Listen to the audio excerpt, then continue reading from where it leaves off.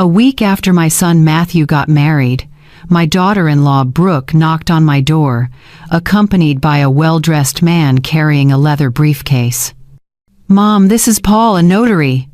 She flashed that phony smile I knew too well. "We're here to help you with some house paperwork." My heart pounded. I knew exactly what they wanted, but they had no idea what I had quietly prepared over the past few months. Thank God I had kept quiet about the ranch assets my late husband left me in his will. Watching Brooke flip through my documents with greedy eyes, I realized silence had been my shield. But to tell it fully, I have to go back to the day everything began to change. 3 months earlier, when Matthew told me he was going to marry Brooke, I was kneading dough in the kitchen. The smell of fresh yeast filled the room while my hands pressed into the warm dough.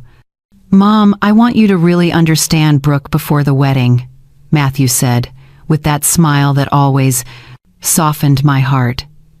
"My son, my only treasure, has finally found love," I replied, wiping my hands on the apron.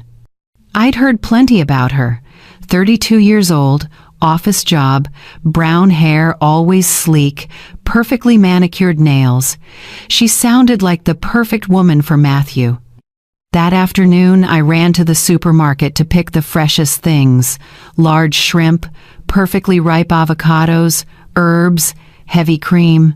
I wanted to cook the dishes Matthew had loved since he was little. In my head, I imagined the conversations I'd have with Brooke, the advice to keep my son happy, the family recipes the two of us might share. I stayed up nearly all night cooking.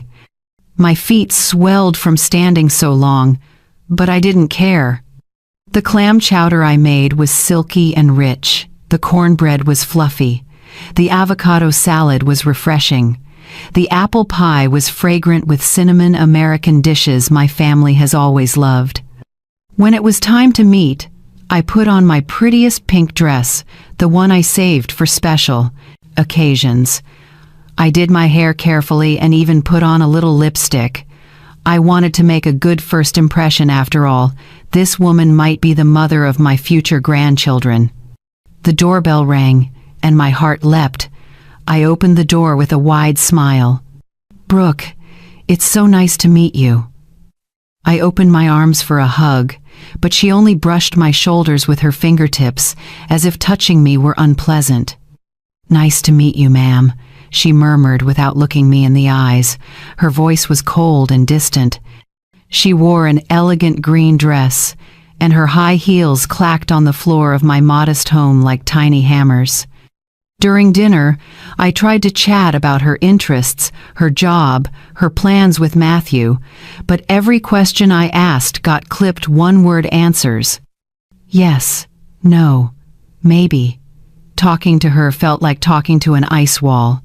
What hurt me most was the way her eyes swept around my house with disdain, the way she wrinkled her nose when tasting my food, as if it were something inferior. Matthew tried to smooth it over. "Mom, the food is delicious as always," he said, trying to dispel the awkwardness blanketing the table. Brooke poked at the beans on her plate with her fork, separating each ingredient as if dodging poison. Her glossy red nails contrasted completely with my simple ceramic dishes. "Do you like cooking, Brooke?" I asked with a hint of hope, pouring more sauce onto her plate. She looked up, her expression hard to read. "I don't have time for that," she answered flatly. "I prefer ordering in or going to proper restaurants." The word proper stabbed my chest like a splinter. So my food wasn't proper. My home wasn't proper either. Matthew cleared his throat and hurried to change the subject, but I'd already gotten the message. To Brooke, everything of mine was beneath her.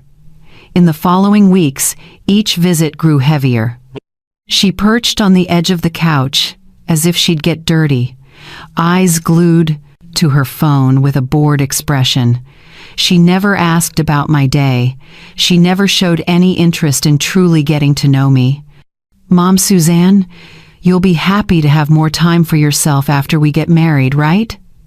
She dropped one day while I was making coffee.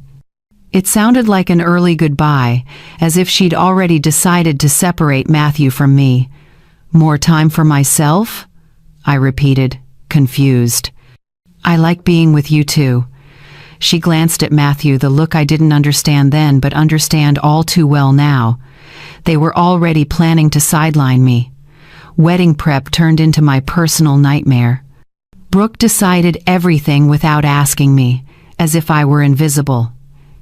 "Have the cleaning lady help with the flowers," I heard her say on the phone one time.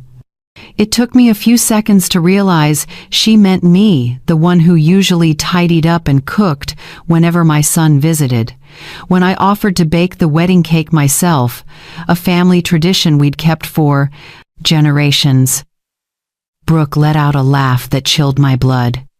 "Oh no, Mom, let the professionals handle that. I don't want anything homemade."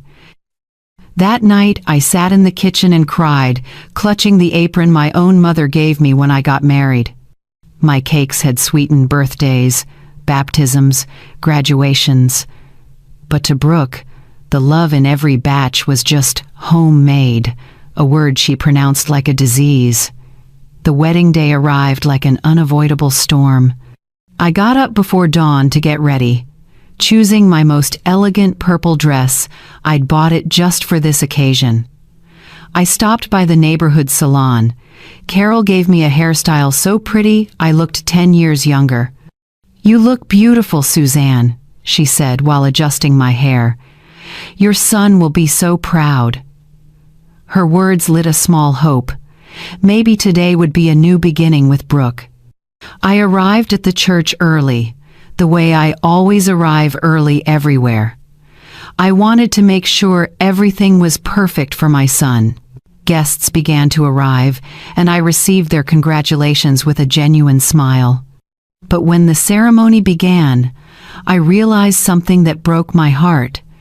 Brooke had arranged the seating so I was pushed to the 5th row behind her coworkers, behind neighbors who had only met Matthew a few times, while the groom's mother sat way in the back, like a stranger.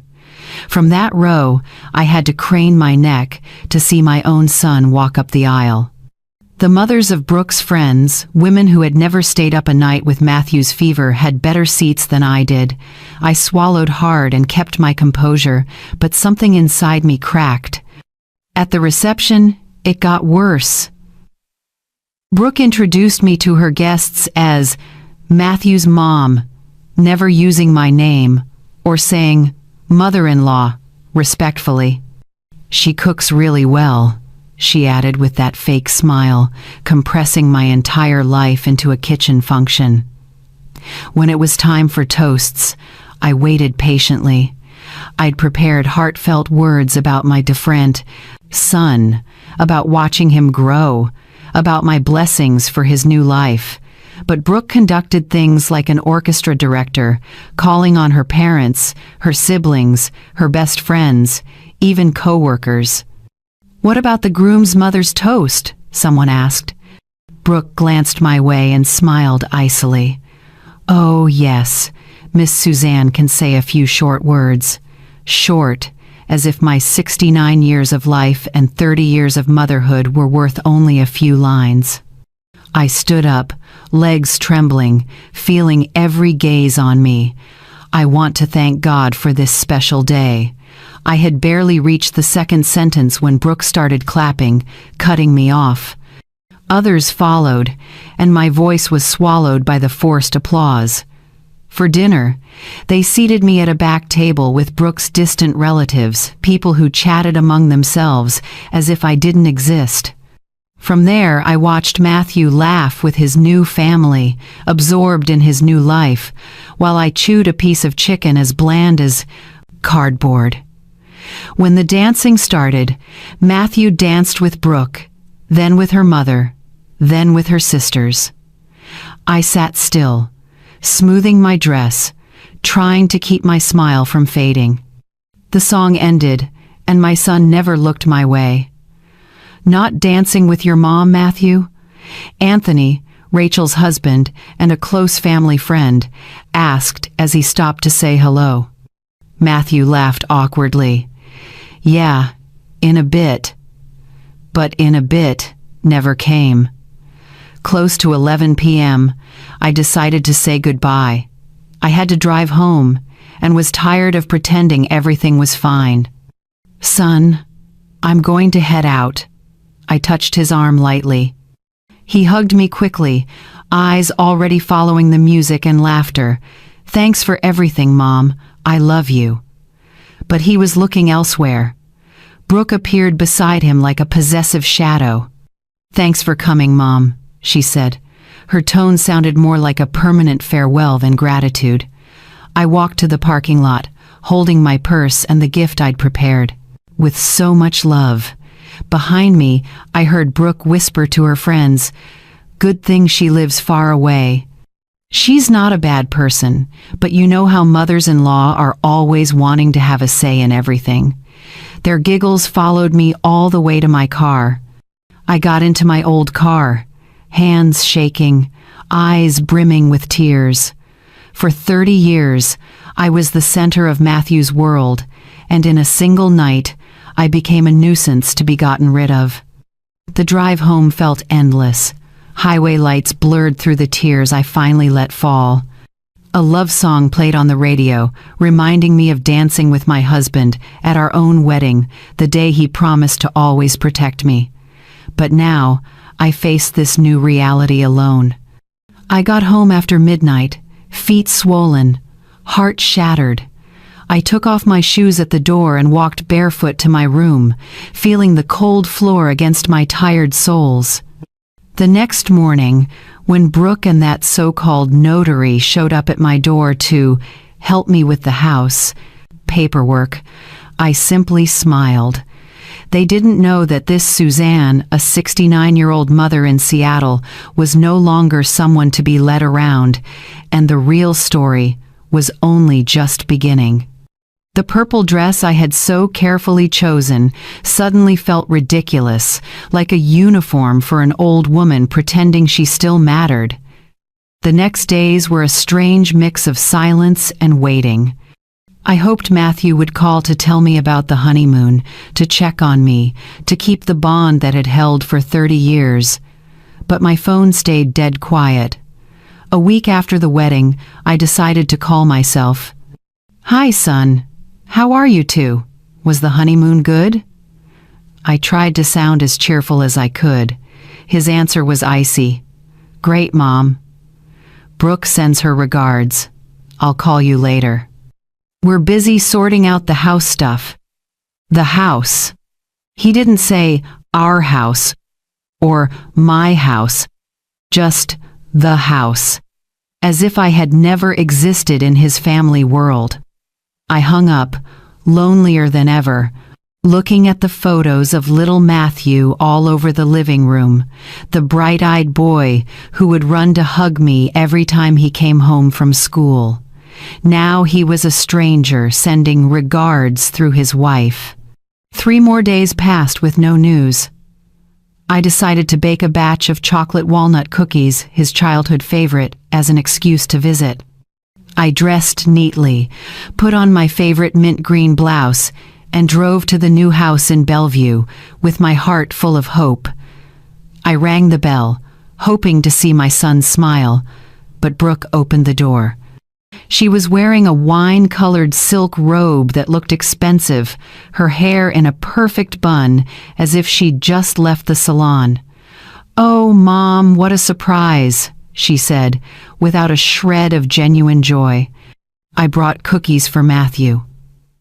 I held up the gift basket tied with a yellow bow. His favorite. Brooke took the basket without inviting me in, inspecting the cookies like evidence of a crime. How thoughtful. Matthew is in a very important meeting. I'll let him know. I stood right at the threshold, feeling like a rejected salesperson, waiting for at least a glass of water or a simple, "How are you?" But Brooke was already closing the door. "Thanks for the cookies, Mom. Have a nice day." The slam door sounded like a verdict. On the way back, tears blurred the windshield. I pulled over to cry freely, pounding my wrinkled fists on the steering wheel. How had I let it get to this? How could I let that woman so easily snatch my son away from me? That night, eating dinner alone in front of the TV, I suddenly remembered what my late husband told me before he passed. Suzanne, if anything happens to me, don't let anyone trample you. You're stronger than you think, and you have more than you imagine. I hadn't fully understood then, but now those words began to come clear. The next morning, I did what I'd neglected for months. I pulled out the safe from the closet, opened it, and organized the 7 papers: birth certificates, marriage certificate, house title, insurance policies. Then I saw an envelope that would change everything.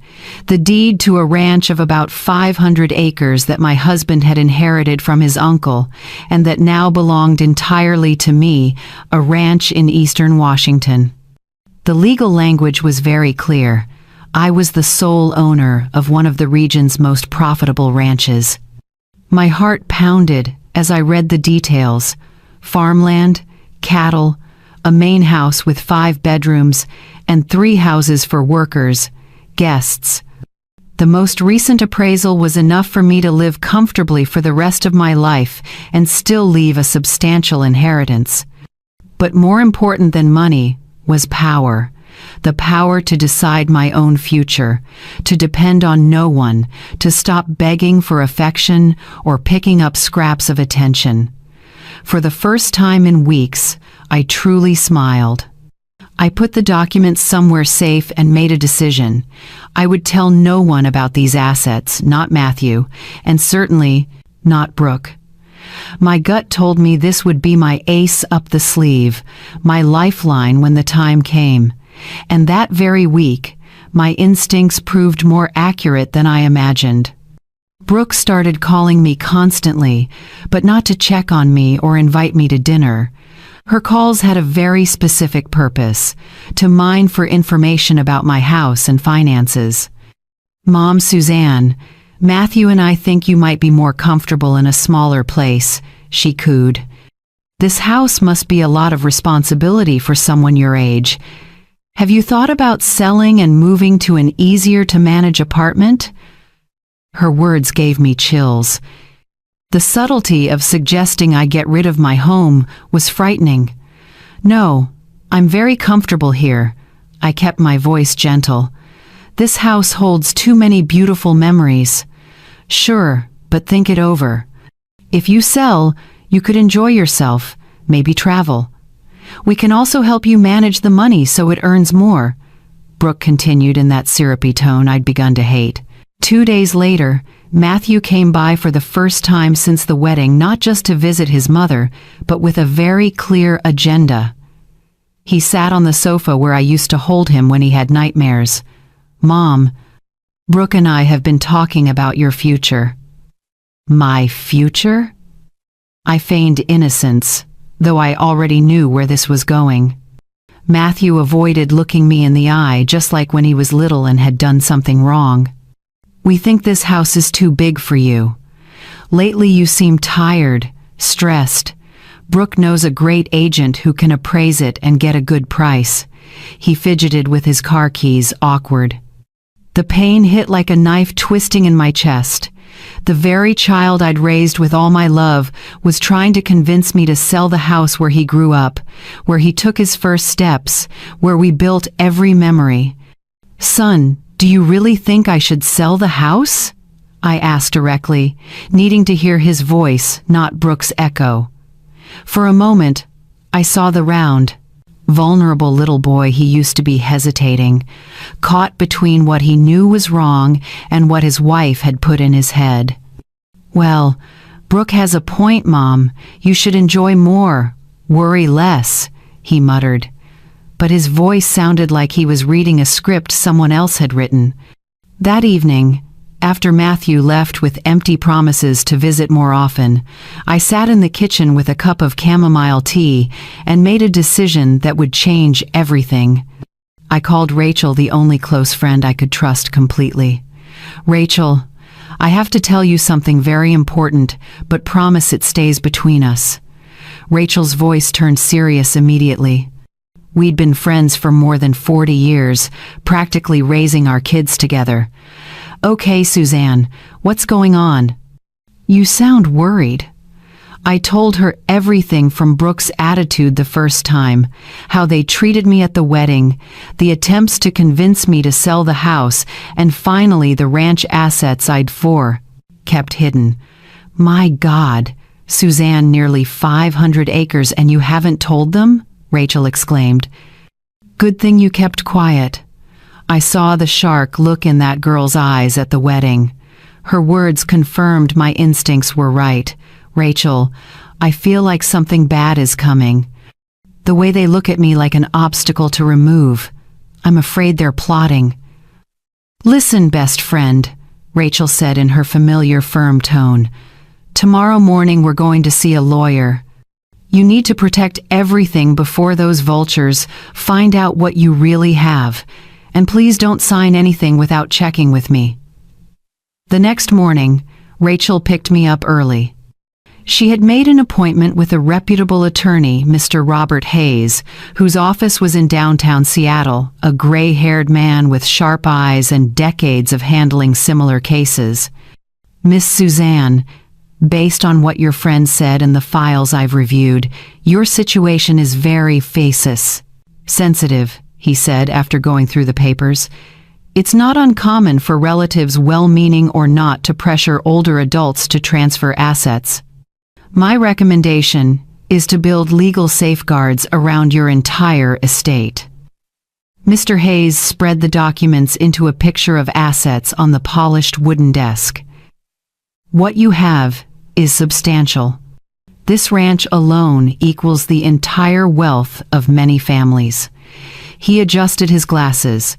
"What concerns me is the behavioral pattern you've described.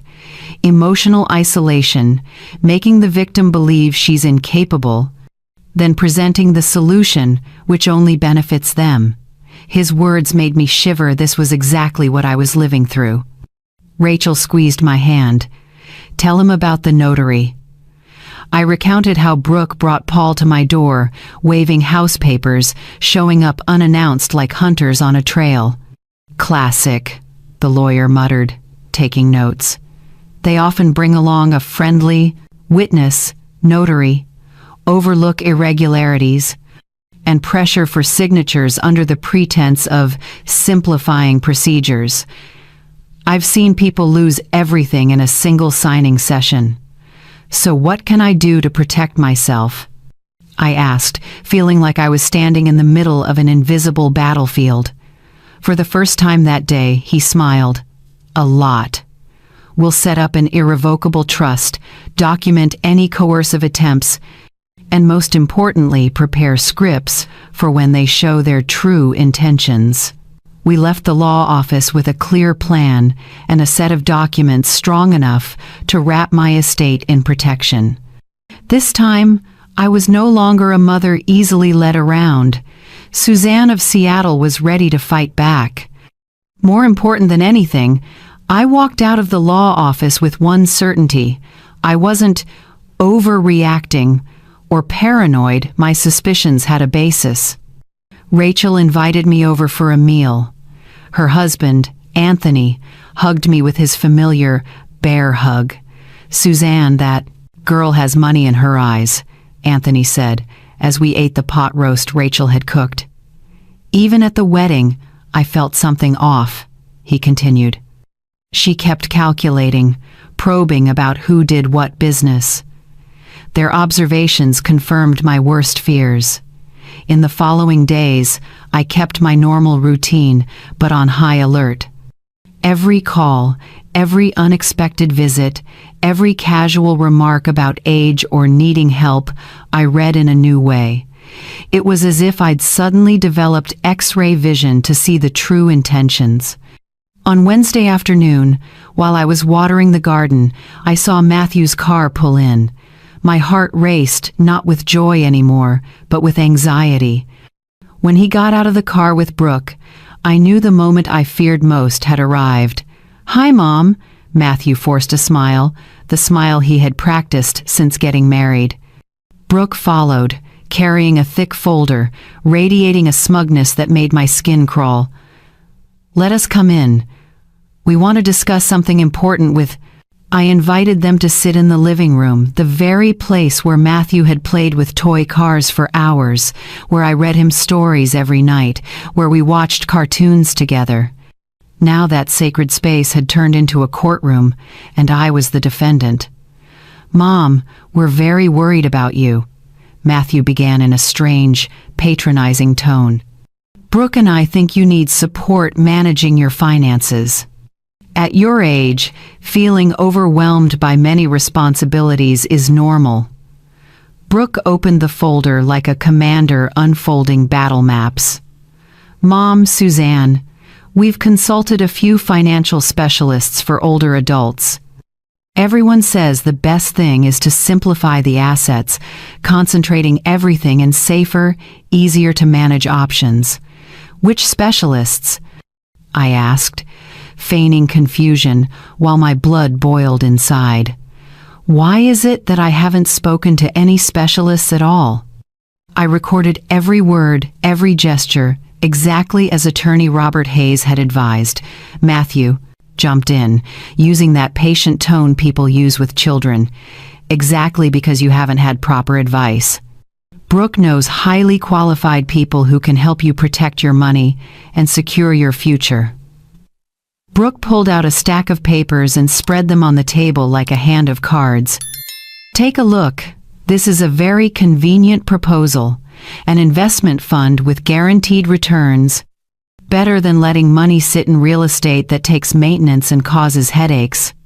I pretended to scrutinize with the tired eyes of a confused old woman, but in fact I was memorizing every detail. The document said, "Sell my house, then transfer the money into a joint account so Matthew and Brooke would have decision-making power over the portfolio to protect me from potential scams. If I sell the house, where would I live?" I asked, my voice trembling exactly the way they expected from a fragile grandma. Brooke smiled with that well-polished fake sweetness. "Oh, Mom, don't worry. We've found a very nice assisted living, a senior care center with medical care 24/7. You'd be much safer and more comfortable there. A nursing home." The words rang in my head like funeral bells. There was the plan. Strip me of my house, seize the money, lock me away somewhere I wouldn't be in their way, all wrapped in glossy paper labeled "concern." "A nursing home," I repeated, letting my voice waver a little. "But son, I'm fine in my own home. This is where our memories are." Brooke and Matthew exchanged that conspiratorial glance I had learned to recognize the silent language of schemers. "Mom, we know it's hard, but think it through." Matthew leaned in, offering a benevolent smile. "There you'd have friends, activities, doctors, and we could stop by whenever we want without worrying about your safety. Whenever we want. Not every day. Not regularly when convenient, like visiting a boarded pet." The anger rose so high I had to rein in my performance as a frail old lady. Brooke pulled out more papers. "We've run the numbers, sell the house plus a few smart investments, and you'll live very comfortably without having to worry about anything. We'll handle all the paperwork and make the financial decisions." The final trap came into focus. They would hold the reins of my money while I withered in a facility, living on crumbs of attention. A brilliantly cruel plan, executed with the precision of financial surgeons. "What if I don't want to sell?" I asked softly, as if the thought had just occurred to me. Brooke sighed theatrically, like a patient teacher explaining math to a slow child. "Mom, we understand it's hard, but at your age living alone in such a big house isn't safe. What if you fall and no one knows, or if someone takes advantage of your kindness and scams you?" The irony being lectured about scammers by the person trying to scam. "I need time to think. I need time to think." I rubbed my temples as if I had a headache. It's a lot to process at once. Matthew stood and hugged me, a hug as cold as Judas's kiss rather than a son's affection. "Of course, Mom, but don't take too long," he said. Brooke stacked the documents with the satisfaction of someone who thinks she's already won. After they left, I collapsed into a chair, feeling as if I'd just survived a hurricane. My hands shook, not from age but from fury held in. I picked up the phone and called attorney Robert Hayes immediately. "Mr. Hayes, they just came. Exactly as you predicted. They want me to sell everything, put me in a facility, and take over the money." His voice was calm but firm. "Miss Suzanne, this is the critical part. Do not sign anything at all, no matter how much pressure they apply.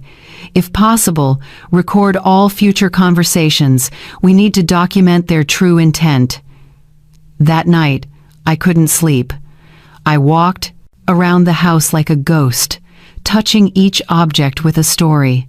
The rocking chair where I nursed Matthew, the table where we did homework together, the piano I played to lull him through nightmares. All of it would be sold off and scattered to feed the greed of someone who came later, who knew nothing of the days when Matthew was most vulnerable and needed his mother, a person who saw motherly love only as an obstacle on the road to a money dream. The next morning, Rachel arrived early with a digital voice recorder her grandchild had lent her. "It's really easy to use," she showed me. "Press this button and it records for 8 hours straight. Slip it in your purse or apron pocket. If they come back with proposals, we'll have their words." For 3 days, I kept a tense calm, waiting for the hunter's next move. On Friday afternoon, the phone rang. Brooke, her voice sugary with manipulation. "Have you thought about the proposal, Mom? We found a beautiful place in assisted living, but we need to reserve soon because there's a wait list." The fake urgency in her voice confirmed they were eager to close early, before I could consult anyone. "Yes, I've thought a lot," I answered with my best performance as a hesitant old lady. "Can you come by tomorrow to explain the details again?" At my age, I sometimes forget. I could practically see her triumphant smile through the phone. "Yes, Mom, tomorrow afternoon we'll bring all the paperwork. You'll see this is the best decision for everyone." Best for everyone, as if being stripped of my home and freedom were a favor to me. On Saturday afternoon, they arrived right on time, like vultures keeping a date with carrion. This time they brought Paul the notary, who had shown up at my door the previous week. A thin man with a sparse mustache and a leather briefcase, his eyes roving around my house like an appraiser's while he feigned courtesy. "Miss Suzanne, very pleased to see you again." He smiled without his eyes. "I'm prepared to streamline all procedures. The faster we resolve this, the fewer complications. Before we begin, I'd like permission to video, record this discussion to protect all parties. Does everyone agree?" I sat down in my favorite armchair, the one where I used to rock baby Matthew and let them stage their show of fake concern. "Mom, we brought the paperwork ready." Matthew laid the sheets on the table. "You just need to sign here, here, and here, and we'll handle the rest." His finger pointed at dotted lines like crosses in a graveyard. Brooke sat right next to me, the kind of hard sell proximity used by aggressive salespeople. "Look, photos of where you'll live, lovely gardens, a TV room, even yoga classes for seniors." Brooke showed a few pictures, a place that looked more like a hospital in disguise than a home. Paul opened his briefcase and ceremoniously pulled out a seal, blue ink, and a set of notary letterhead forms. "Ma'am, these documents are drafted perfectly to protect your interests. A property sale, fund transfer into a family trust, and authorization for relatives to manage your finances if you become incapacitated. Incapacitated. The word hit me like a slap. I smiled very slightly, a smile only I understood, and looked up. Then let's start by reading aloud each clause, so the audio-video record captures everything in full as required, shall we? They had even prepared the next step. If one day I dared to oppose their decisions, they'd try to have me declared cognitively incompetent. The plan was so meticulous it gave me chills. What if later on I change my mind? I asked on purpose, my voice shaking, playing the role of a dotty old woman to perfection. Paul and Brooke exchanged a look, the kind the recorder couldn't capture, but I etched it into my memory as proof of their collusion. Oh, Mom, these decisions are meant to be final for your own protection, Brooke said with exaggerated patience. If you could change your mind all the time, bad actors could take advantage and trick you into signing things that aren't good for you. Bad actors. How ironic.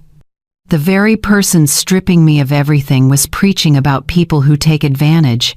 I had to bite my tongue not to laugh bitterly. And also, Mom, Matthew held my hand with an artificially gentle touch. Think how much peace of mind we'll have knowing you're safe and cared for. We won't have to worry about you anymore. Won't have to worry about you anymore.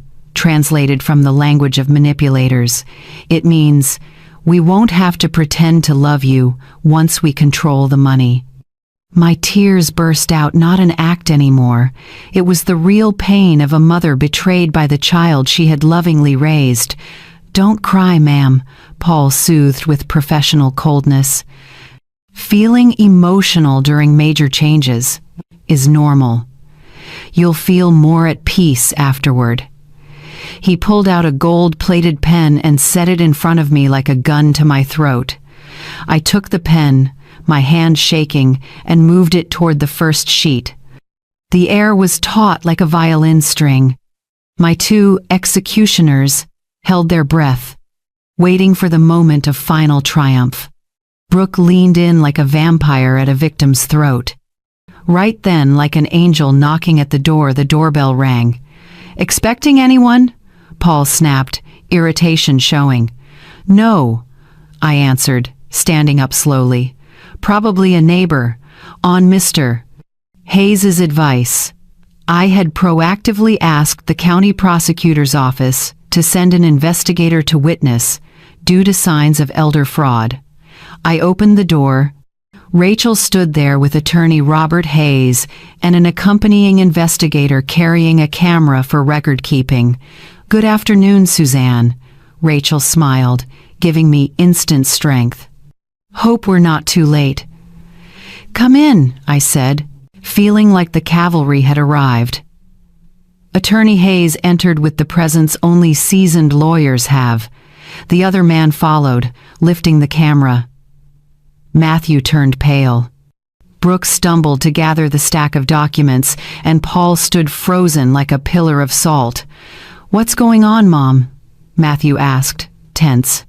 "Hello, everyone," Mr. Hayes said politely. "I represent Miss Suzanne. As scheduled for today, I'll be supervising this legal transaction together with the investigator from the prosecutor's office. I trust all documents are in proper order and that my client has had sufficient time to review them with independent counsel."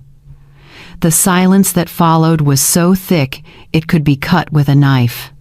Paul hastily pocketed the gold-plated pen as if it burned. Brooke glanced at the door, measuring an escape route. "Excuse me, and you are?" Paul tried to salvage his authority. Hayes smiled the way a man does after unmasking too many frauds to count. "Robert Hayes, attorney for Elder Asset Protection. And this is Deputy Prosecuting Attorney Daniel Harris from the King County Prosecuting Attorney's Office, in charge of crimes targeting vulnerable people. At Mr. Hayes's request, we're here to witness and record due to indications of elder fraud."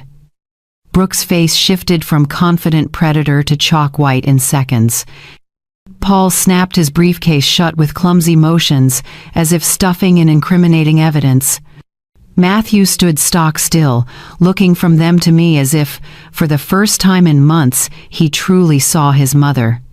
"Counsel," I said, my voice steadier than it had been in weeks. "I'm glad you arrived in time. I was about to sign some papers and wanted to make sure everything is proper." I set the recorder on the table like a grenade with the pin pulled. The investigator switched on the camera per protocol. "Ma'am, could you explain what kind of documents they're asking you to sign and under what circumstances?" His voice carried legal authority that makes the guilty tremble. Brooke tried to cut in with a forced laugh.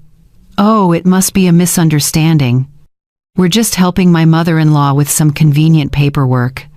"Paperwork?" I repeated, smiling to my own surprise. "You call it paperwork to make me sell my house, hand over all my money, and go into a nursing facility so the two of you can control all the assets?" Paul sprang up, aiming to slip away. "Perhaps there's been a mistake. I only came to provide notary services."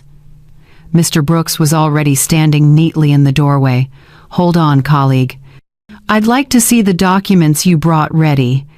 This is part of an investigation into real estate fraud." Right then, I played my ace. I went to the bedroom, carried out the safe, opened it in front of everyone, and took out the ranch deed. I spread the papers on the table, savoring each second of confusion on the predators' faces. "Isn't this interesting?" I said. "My late husband left me a ranch of about 500 acres. I simply hadn't mentioned it yet. Mr. Hayes, please read the most recent appraised value." Attorney Hayes took the file, a smile of poetic justice on his lips. "According to the latest appraisal, the market value of this ranch is in the many millions of dollars range, not counting the cattle, agricultural machinery, and auxiliary structures." Absolute silence. Brooke's mouth hung open like a stranded fish. Matthew stared at the paper like an extraterrestrial object. "Tens of millions," I repeated, savoring each word. "And yet you two were so worried about my poverty and my incompetence. How kind." My voice dripped with bittersweet sarcasm. Paul flailed one last time. "Ma'am, that changes everything. You need specialists to manage a portfolio of that size." But Mr. Brooks was already photographing all the documents they had brought. "Exactly." I beamed. "Which is why a week ago I engaged Mr. Hayes to handle all my legal and financial matters. But thank you for your concern." At last, Brooke found her voice, raspy like a wounded crow. "Mom, we didn't know. I mean, we just wanted to help." "Help me?" I stood, reclaiming the dignity I thought I'd lost. "Help by selling my house without asking, locking me in a facility against my will, and stealing my right to decide my own life?" Matthew spoke, and for the first time in months, I heard my real son. "Mom, we thought it was what's best for you." His eyes were wet. I didn't know if it was remorse or frustration at having the game exposed. "What's best for me," I softened, "would have been to ask what I wanted. What's best for me would have been to respect my decisions. What's best for me would have been to see me as your mother, not an obstacle to your happiness." Mr. Hayes placed a protective hand on my shoulder. "Miss Suzanne, I think it's time for everyone to leave. We have sufficient documentation to proceed legally, if necessary." Paul practically ran for the door. Brooke slunk after him, not bothering to keep the considerate daughter-in-law mask. Matthew lingered a few seconds, looking at me with an expression I couldn't read. "Mom, can we talk later?" For the first time, the question sounded real and bare. I nodded slowly, promising nothing. When they left, I stayed with my true allies, Rachel, Mr. Hayes, and Mr. Brooks. For the first time in months, I felt safe in my own home. 3 months later, I sat on the ranch porch, watching sunset turn my land orange. It was also when I turned 70, a birthday gift of freedom I gave myself. Matthew visited once a week, alone, trying to mend the bond nearly destroyed by pleasing a woman who saw him only as a ladder to money. Brooke called many times, all went to voicemail. People say they divorced when she realized I wasn't the weak, poor widow she'd imagined. Now I help older women facing similar situations. My home has become a refuge where they can tell their stories and receive free legal guidance. I've learned that silence can be gold, but speaking up at the right time is diamond. At 69, I finally understood my husband's last words. I had more than I thought, and I was stronger than I believed. 6 months after that life-changing afternoon, I sat on the porch with a hot cup of coffee, watching the sun rise over my 500 acres of freedom. The scent of freshly ground coffee mingled with the orange blossoms I planted last week, each morning a symphony reminding me why I had to fight. The ranch's main house became something I'd never imagined, a haven for women like me. Every week, I receive letters, phone calls, and visits. They hear my story and recognize their own nightmare in it. And they leave with the one thing I most want to give, the strength to say, "No, Miss Suzanne," they say in trembling voices. "My daughter-in-law is forcing me to sell my house." "Oh, my son says I can't handle my money anymore." Yesterday, Margaret, a 73-year-old widow, came to my ranch.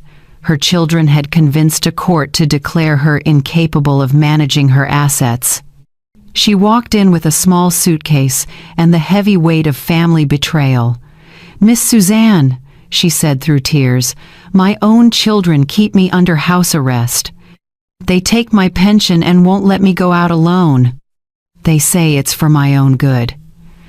I seated her in the same rocking chair where I once cried from loneliness, poured chamomile tea into a porcelain cup, and told her my whole story. I saw hope return to her eyes for the first time in months. "Can I really take back control of my life?" she asked, like a lost child finding the way home. "Not only can you," I held her wrinkled hands, "it's your right, and you are not alone." The next morning, Attorney Robert Hayes reviewed Margaret's file. We found multiple procedural irregularities in the incapacity ruling enough to overturn it. Now, Margaret smiles every day, and her children have been forced to return the funds they had withdrawn to manage for safety. My story spread like wildfire across the region. Reporters came to interview me. Social workers invited me to speak to the community. I received letters from all over, even Spain and Argentina. "Your courage inspired me to defend my rights," a woman in Madrid wrote. Another in Buenos Aires thanked me. "Thanks to your example, my family no longer treats me as invisible." But not everything was easy. Matthew, my son, visited every Sunday by himself, trying to rebuild the bridge his wife had blown up. The first visits were awkward, embarrassed silences, apologies that sounded memorized. Gradually, I saw the child he once was flicker behind the eyes of the man who had let someone else betray his mother. 2 weeks ago, as the two of us walked past the barns, he said, "Mom, I don't know how to apologize to you for what I did." It's like I was hypnotized, unable to see the obvious. His tears were real, and for the first time since the wedding, I recognized my child. "Son," I stopped and looked him straight in the eyes. "Forgiveness isn't asked for. It's earned, and people prove it with actions, not words." He nodded, understanding that reconciliation would be a long journey, one that required patience and evidence of remorse. As for Brooke, she disappeared from our lives as quickly as she had arrived. Rachel, my best friend, who has ears everywhere, said Brooke planned to file for divorce to claim half the assets, but Matthew had legally protected everything on my advice. She left town without saying goodbye, probably to look for her next target. Paul, the slippery notary, lost his license after Deputy Prosecuting Attorney Daniel Harris submitted evidence of a ring that defrauded older adults. The recording of the conversation at my home was the key, helping dismantle the network that had drained money from dozens of elderly people in the area. Rachel remains my companion. Now she lives in one of the ranch's guest houses, not as hired help, but as the sister I chose. Together we run the refuge we established, organize workshops on the rights of older adults, and plan trips we never had the chance to take when we were young. Who would have thought that at 70 we'd become activists? Rachel joked, as the two of us sorted through a table piled with applications for legal support. I smiled, remembering the timid woman I was a year ago, content with crumbs of attention, letting others decide my fate. Attorney Hayes is no longer just my lawyer, he has become the legal director of our foundation. We've pushed through changes to several local regulations that better protect older adults and are working with federal lawmakers on broader reforms. Miss Suzanne, he said at our most recent meeting, in 6 months, you've done more for elders' rights than many organizations have done in decades. Every night before bed, I walk through the garden reflecting on the road traveled.